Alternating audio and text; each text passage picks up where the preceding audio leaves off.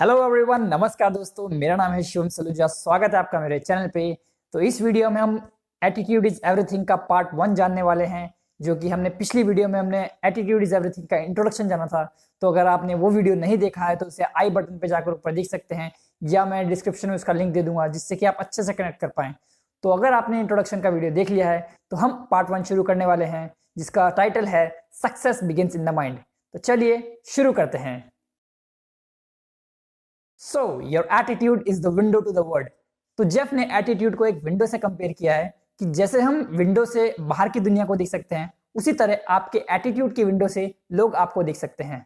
तो attitude is just like a mental filter through which we experience the world. तो there are generally two kinds of people, one with a positive attitude and other with a negative attitude. तो जो positive attitude वाला person होता है वो sense of optimism से चीजों को देखता है, जबकि नेगेटिव एटीट्यूड वाला पर्सन सेंस ऑफ पेसिमिज्म से देखता है।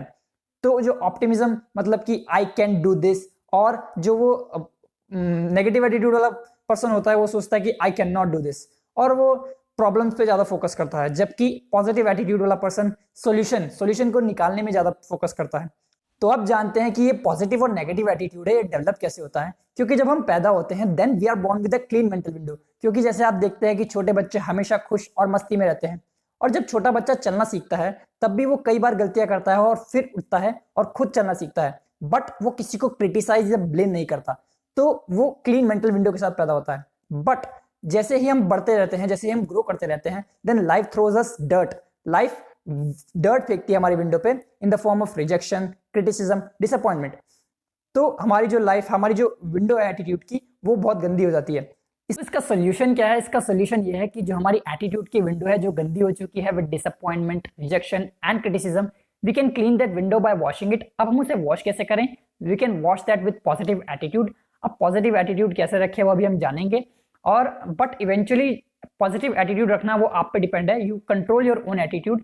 जब बताते हैं कि इवन आप बहुत ही डिफिकल्ट सिचुएशन में हो, then you have the power to control your attitude. तब भी आपके पास पावर है कि आप पॉजिटिव एटीट्यूड रखें, क्योंकि इवेंचुअली दूसरे लोग आपको सिर्फ एनकरेज कर सकते हैं, जबकि एटीट्यूड पॉजिटिव रखना वो आपकी चॉइस है, वो आप पे डिपेंड करता है।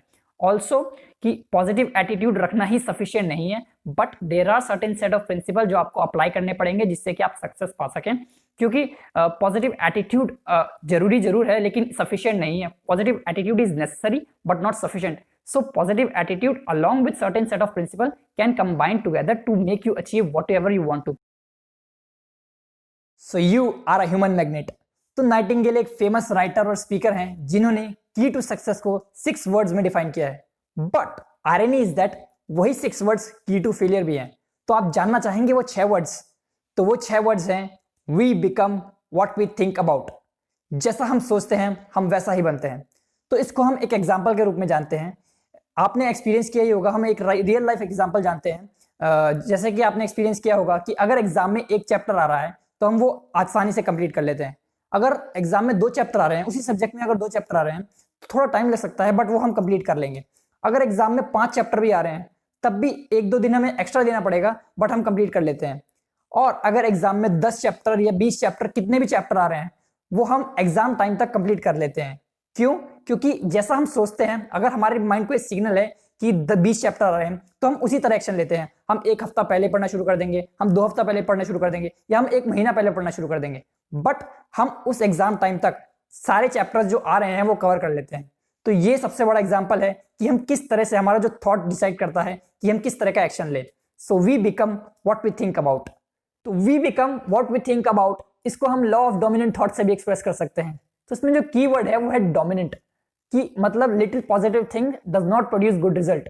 तो इसको हम एग्जांपल से समझते हैं कि जिस तरह हम कुछ दिन जिम जाकर अपनी बॉडी नहीं बना सकते, 1-2 दिन डाइट करके हम अपना वेट लूज नहीं कर सकते, उसी प्रकार थोड़ा पॉजिटिव सोचकर हम अपना लाइफ नहीं चेंज कर सकते। So little positive thing does not produce good result. हम तो अब जानते हैं कि हम कैसे अपने थॉट्स को पॉजिटिव रखें। इसके लिए become aware of what you speak about, कि मतलब जो आप बोल रहे हैं उसके बारे में आपको पता होना चाहिए कि आप क्या बोल रहे हैं। हमेशा अपने बारे में पॉजिटिव बोलें कि मैं कर सकता हूं, अपने बारे में कभी नेगेटिव ना बोलें, क्योंकि जो हमारा दिमाग है वो हमेशा हमारी बातें सुनता है जो हम बोलते हैं अपने आप को। सो इसीलिए इस पॉइंट का टाइटल जो है कि you are a human magnet, कि मतलब आपका दिमाग एक मैग्नेट की तरह है, जो आप बोलते हैं वो सुनता है। और आप क्या कर सकते हैं, आप रोज सुबह उठ के आधा घंटा मोटिवेशनल बुक्स पढ़ सकते हैं, या आप रात को सोने से पहले पढ़ सकते हैं। अगर आप बुक नहीं पढ़ना चाहते तो आप ऑडियो बुक सुन सकते हैं या आप मोटिवेशनल वीडियोस देख सकते हैं। तो इस तरह हम अपना थॉट प्रोसेस को चेंज कर सकते हैं। डोंट एक्सपेक्ट ओवरनाइट सक्सेस कि हमने आज से पॉजिटिव सोचना शुरू कर दिया तो कल से हमारी जिंदगी बदल जाएगी, but it takes time, repetition is the key. हम रोज पॉजिटिव थोड़ा सोचेंगे तो हमारा दिमाग उसी तरह पॉजिटिव वर्क करना शुरू करेगा, उसी तरह हम ग्रो कर पाएंगे। तो रिपीटिशन, लगातार हम अपने दिमाग को पॉजिटिव चीजें फीड करें जिससे कि हमारा दिमाग डेवलप हो पाए, पॉजिटिव सोचे और हम इंप्रूव कर पाए। So picture your way to success. तो एक बहुत इंपॉर्टेंट पावर है जो कि बहुत सारे एक्टर्स, एथलीट्स, स्पोर्ट्स पर्सन या बहुत सारी फेमस पर्सनैलिटीज जो कि यूज करती है, जिसे कहते हैं हम पावर ऑफ विजुअलाइजेशन। तो हमारा दिमाग क्या है जो पिक्चर्स में ज्यादा अच्छे से सोच पाता है। तो विजुअलाइजेशन क्या है? विजुअलाइजेशन है कि किसी भी चीज को, पर्टिकुलर चीज को हम सोचते हैं, कैसे विजुअलाइज करते हैं, उसे विजुअलाइजेशन कहते हैं। जैसे मान लीजिए हम किसी पर्टिकुलर गोल अचीव करने के बाद किस तरह से खुश हो रहे हैं, किस तरह से सेलिब्रेट कर रहे हैं, उसे विजुअलाइजेशन कहते हैं। या हम एक एग्जाम्पल से समझ सकते हैं कि जैसे आपको बचपन में कभी टीचर ने किसी पर्टिकुलर सवाल को पूछने पर डांटा होगा। अगली बार आपको अगर सवाल का डाउट आया होगा और आप वही टीचर के पास जाना चाह रहे होंगे, तब भी आप उनके पास नहीं जाते हैं। क्यों? क्योंकि हमारे दिमाग में पिक्चर बनी पड़ी है कि वो टीचर डांटता है, इसीलिए आप नहीं जाते। तो इसी तरह हमारा दिमाग बचपन से ही पिक्चर्स में सोचता है कि जैसे आपने इस एग्जाम्पल में देखा कि पर्टिकुलर टीचर ने हमें डांटा, तो हमारे दिमाग में पिक्चर बन जाती है कि ये टीचर डांटता है, तो हम अगली बार सवाल नहीं पूछते हैं। तो इसमें मेन ड्रॉबैक क्या है कि हम जैसे जैसे ग्रो करते रहते हैं, हम अपनी पिक्चर को रिवाइज नहीं करते। तो हमारा दिमाग क्या है? हमारा दिमाग है पिक्चर्स को आर्काइव में से प्ले करने लगता है। जैसे हमारे पर्टिकुलर मोबाइल में आर्काइव्स होती है किसी चीज की मेमोरीज को आर्काइव्स बोलते हैं। तो हमारे दिमाग में भी मेमोरीज बनी पड़ी है कि इसी पर्टिकुलर चीज के ऊपर मेमोरीज बनी पड़ी है और वो आर्काइव्स में से प्ले करता है चीजों को। तो हमें क्या करना है, इसका सोल्यूशन क्या है? हमें अपनी पिक्चर्स को रिवाइज करना पड़ेगा, हमें अपनी पिक्चर्स को अपडेट करना पड़ेगा। तो अब वो पिक्चर्स कैसे अपडेट करें वो जानते हैं। तो अब जानते हैं कुछ मेथड्स जिससे हम अपनी मेंटल पिक्चर या पावर ऑफ विजुअलाइजेशन को इंप्रूव कर सकते हैं। तो इसमें जो सबसे इफेक्टिव मेथड है वो है मेडिटेशन। अब मेडिटेशन में हम क्या कर सकते हैं? हम आंखें बंद करके अपनी जो सक्सेस, अचीवमेंट्स या गोल्स को विजुअलाइज कर सकते हैं या पिक्चर कर सकते हैं, जिससे हमारी मेंटल पिक्चर जो है इंप्रूव होगी। और जो सेकंड इफेक्टिव मेथड है वो है पोस्ट डेटेड चेक एक्सरसाइज। इसमें क्या होता है, हम पेपर में अपने गोल्स और डेडलाइंस लिख सकते हैं और अपनी दीवार पर चिपका सकते हैं, जिससे हम रोज देखें और हम रियलाइज करें कि हम उस पर्टिकुलर गोल के प्रति अपना एक कदम बढ़ा रहे हैं या नहीं बढ़ा रहे हैं। तो हम चेक कर सकते हैं, मेक श्योर कर सकते हैं कि हम पर्टिकुलर गोल के प्रति हम रोज अपना 100% दे रहे हैं। तो इससे हमारी मेंटल पिक्चर या विजुअलाइजेशन पावर इंप्रूव होगी। ये थे कुछ सजेशन जिससे आप अपने मेंटल पिक्चर को इंप्रूव कर सकते हैं। तो अगर आपकी पुरानी मेंटल पिक्चर्स आपको अच्छे रिजल्ट दे रही है, that is well and good. But अगर आपको अच्छे रिजल्ट नहीं मिल रहे हैं तो इस तरह से आप अपनी मेंटल पिक्चर को इंप्रूव कर सकते हैं, अपडेट कर सकते हैं और अपनी पावर ऑफ विजुअलाइजेशन को इंप्रूव करके अच्छे रिजल्ट्स पा सकते हैं। So make a commitment and you will move mountains. तो अब जानते हैं कमिटमेंट होता क्या है। So commitment is the willingness to take whatever action it takes to achieve whatever goal you want. कि मतलब आप कुछ भी गोल अचीव करने के लिए कुछ भी एक्शन लेने को तैयार हो तो उसे कमिटमेंट कहते हैं। अब कुछ भी एक्शन से मेरा मतलब क्या है? तो कुछ भी एक्शन, इसका मतलब यह है कि आप वो एक्शंस लें जो कि अनएथिकल नहीं हो, इलीगल नहीं हो या किसी को हार्म ना करें। तो इसको छोड़ के आप कोई भी अगर एक्शन लें और अपने गोल को अचीव कर पाएं तो उसे कमिटमेंट कहते हैं। और कमिटमेंट में जो विलिंगनेस वर्ड है, अब विलिंगनेस का मतलब क्या है? तो विलिंगनेस का मतलब ये है कि अगर आपको गोल अचीव करने के लिए 5 स्टेप्स की जरूरत है तो आप वो 5 स्टेप लेने को तैयार हो। 50, 100, 1000 या 5000 कितने भी अगर स्टेप्स की जरूरत है तो आप वो स्टेप्स लेने को तैयार हो।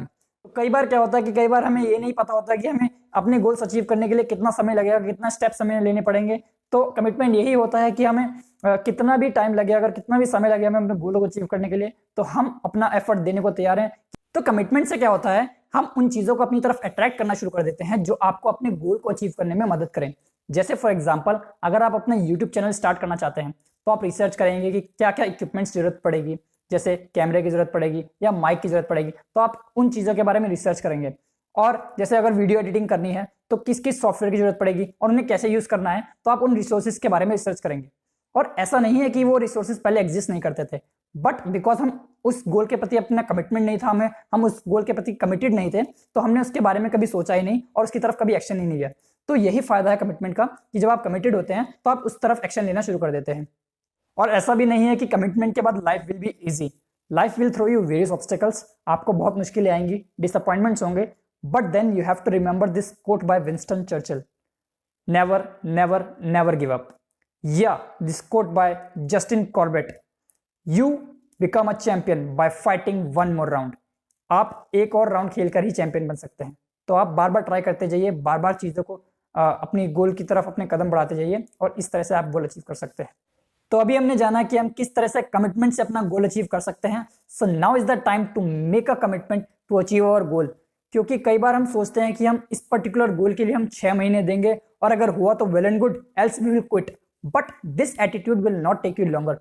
क्योंकि कई बार ऐसा होता है कि हमें पर्टिकुलर गोल को अचीव करने के लिए ज़्यादा समय लगता है। अब इसमें मेरा कहने का मतलब ये नहीं है कि हम डेडलाइन सेट ना करें, अपने लिए टारगेट सेट ना करें, बट कई बार किसी चीज़ को अचीव करने के लिए कुछ ज़्यादा समय लगता है। तो keep patience, keep moving forward and you will surely win. So turn your problems into opportunities. तो ये इस पार्ट का लास्ट लेसन है जिसमें हम जानेंगे कि कैसे हम अपनी प्रॉब्लम्स को एक अपॉर्चुनिटी में कन्वर्ट कर सकते हैं, या हम अपनी आपदा को कैसे अवसर में बदल सकते हैं। तो जनरली जब हमें लाइफ में सेटबैक आता है या फेलियर आता है तो हमारा नेचुरल रिएक्शन क्या होता है? हम डिसअपॉइंट हो जाते हैं। हम ये सोचते हैं कि ये चीज़ें मेरे साथ ही क्यों हुई, मेरी लाइफ खत्म हो गई, मेरे सारे प्लान चौपट हो गए। तो ये हमारा नेचुरल रिएक्शन है। बट आफ्टर इनिशियल डिसअपॉइंटमेंट्स हमारे पास 2 ऑप्शंस रहते हैं, या तो हम डिसअपॉइंट या डिप्रेस होकर बैठ जाएं, अदरवाइज हम क्या कर सकते हैं, हम उन गलतियों से सीख सकते हैं जिससे हम अपनी लाइफ में बाद में रिपीट ना करें और हम बाउंस बैक करें और लाइफ में हम आगे बढ़ पाएं। तो कई बार हम जो प्रॉब्लम्स देखते हैं वो जरूरी नहीं है एक्चुअली में प्रॉब्लम्स, वो एक अपॉर्चुनिटी भी हो सकती है।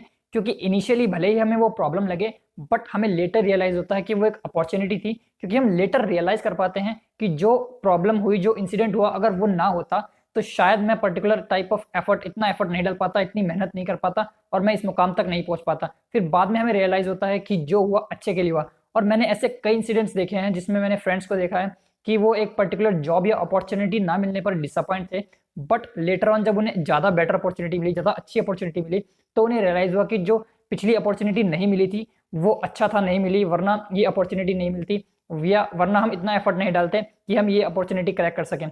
तो जो प्रॉब्लम्स है वो हमेशा प्रॉब्लम नहीं होती, वो एक अपॉर्चुनिटी भी आपकी तरह हो सकती है, उससे आप सीख सकते हैं। और वैसे भी हम फेलियर्स और सेटबैक से ज़्यादा अच्छा सीख पाते हैं, ज़्यादा अच्छे लेसन सीख पाते हैं रादर देन सक्सेस। क्योंकि जो फेलियर है वो हमें सेटबैक्स को फाइट करना सिखाता है, उससे बाउंस बैक करना सिखाता है रादर देन सक्सेस। तो अब जानते हैं कि कैसे सेटबैक्स और फेलियर्स हमें ग्रो करने में मदद कर सकते हैं। क्योंकि जब हम प्रॉब्लम्स या डिफिकल्ट सिचुएशन से बाहर निकलते हैं तो हम इमोशनली और मेंटली स्ट्रांगर होकर बाहर निकलते हैं। तो बाद में जब फ्यूचर में कभी ऐसी डिफिकल्ट सिचुएशन या प्रॉब्लम आती है तो हम अच्छे से उसे डील कर पाते हैं, क्योंकि हमने पहले उस पर्टिकुलर प्रॉब्लम को, उस डिफिकल्ट सिचुएशन को फेस करना सीख चुके हैं। वो पर्टिकुलर डिफिकल्ट सिचुएशन को हम फेस करना जानते हैं, तो हम अच्छे से डील कर पाते हैं। हमारा सेल्फ कॉन्फिडेंस और सेल्फ एस्टीम अच्छे से ग्रो कर पाता है। तो चीज़ों को सम अप करते हैं तो प्रॉब्लम्स और डिफिकल्ट सिचुएशंस हमारी लाइफ में आएंगी, बट उससे हमें डिसअपॉइंट या डिस्करेज नहीं होना है। हमें उस गलतियों से सीखना है, उसको सुधारना है और हमें पॉजिटिव एटीट्यूड के साथ आगे बढ़ना है जिससे हम ग्रो कर सकें। तो इस पार्ट में हमने जाना कि हम कैसे अपना मेंटल एटीट्यूड या थॉट प्रोसेस को चेंज करें जिससे हम हमेशा पॉजिटिव सोच पाएं और ग्रो कर पाएं।